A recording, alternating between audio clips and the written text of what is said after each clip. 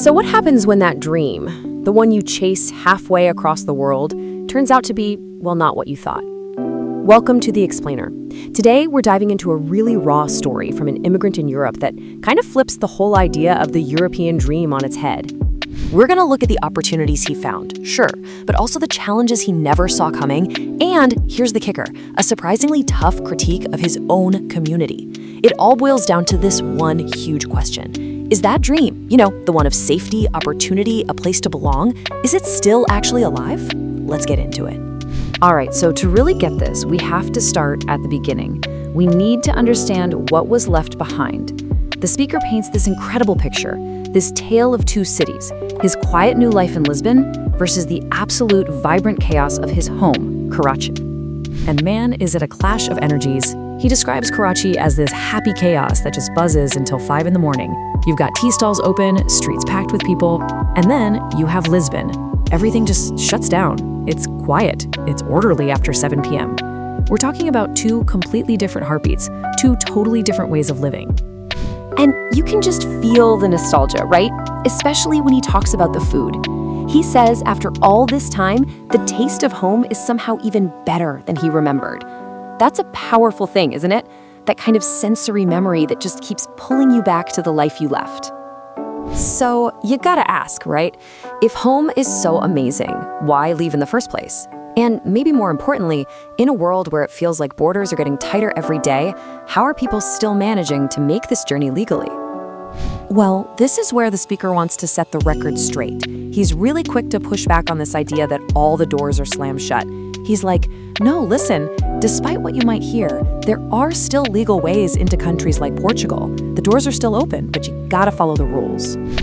And he's not just talking in generalities. He actually points to specific visa articles that are still on the books. You've got options for people with passive income, for entrepreneurs, digital nomads. The main thing to get here is that these legal routes, they're still very much a thing. So he breaks down the process, and it sounds pretty straightforward, right?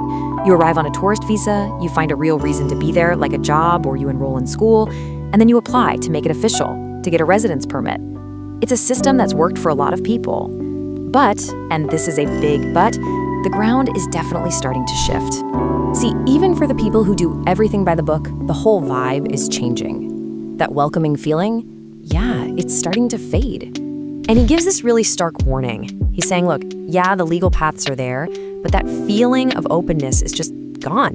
And he doesn't think it's just Portugal. He sees it happening all over the West. A clear, unmistakable shift towards getting much, much stricter. And he's talking about things that used to be totally unthinkable in Portugal.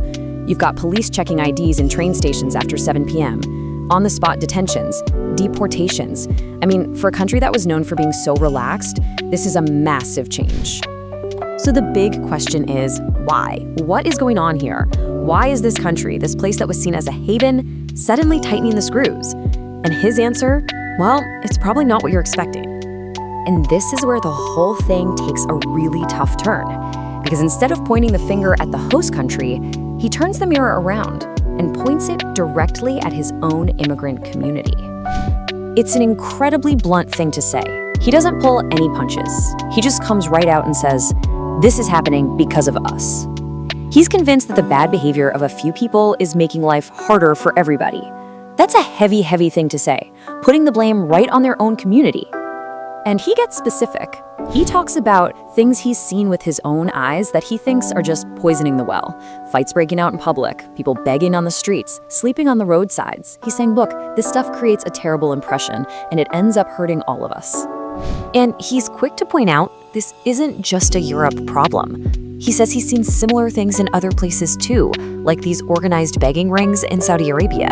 So for him, it's a pattern of behavior that he thinks is doing real damage to his community's reputation, no matter where they are in the world. So all of this, it brings the whole story full circle. It forces him, and you have to imagine a lot of others, to ask some really hard questions about why they even made this journey to begin with. On the one hand, you have the dream, right? Financial success, a nice orderly life, but then there's the reality he's actually living. Constant social friction, this feeling of not being welcome, and on top of all that, this powerful, nagging nostalgia for the home he left behind.